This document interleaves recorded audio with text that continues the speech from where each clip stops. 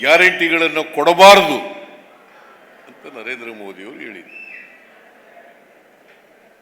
ಆದರೆ ಅವರೇ ಗ್ಯಾರಂಟಿಗಳನ್ನು ಘೋಷಣೆ ಮಾಡಿದ್ರು. ಚುನಾವಣಾ ಸಂದರ್ಭದಲ್ಲಿ ಮಧ್ಯಪ್ರದೇಶದಲ್ಲಿ ಘೋಷಣೆ ಮಾಡಿದ್ರು,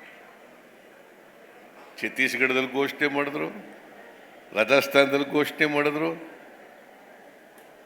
ತೆಲಂಗಾಣದಲ್ಲಿ ಘೋಷಣೆ ಮಾಡಿದ್ರು. ನರೇಂದ್ರ ಮೋದಿಯವರು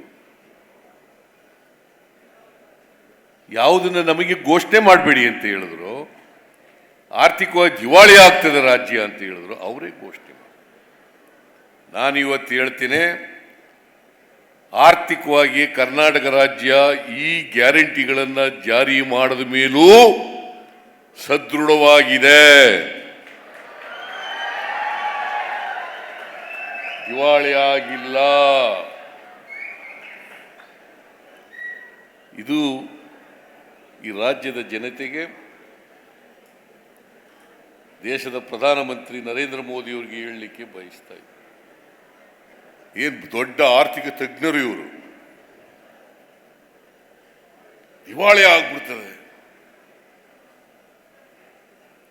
ಈ ವರ್ಷ 5 ಗ್ಯಾರಂಟಿಗಳಿಗೆ ಖರ್ಚಾಗ್ತಕ್ಕಂಥ ಹಣ ಸುಮಾರು 39,000 ಕೋಟಿ ರೂಗಳು.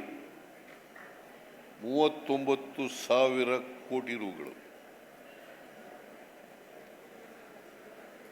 ಅಷ್ಟನ್ನೂ ಕೂಡ ನಾನು ಮಂಡಿಸಿದಂಥ ಬಜೆಟ್ನಲ್ಲಿ ಅಲೋಕೇಟ್ ಮಾಡಿ ಅವೆಲ್ಲ ಕಾರ್ಯಕ್ರಮಗಳಿಗೂ ಕೂಡ ದುಡ್ಡನ್ನು ಒದಗಿಸಿದ್ದೇವೆ.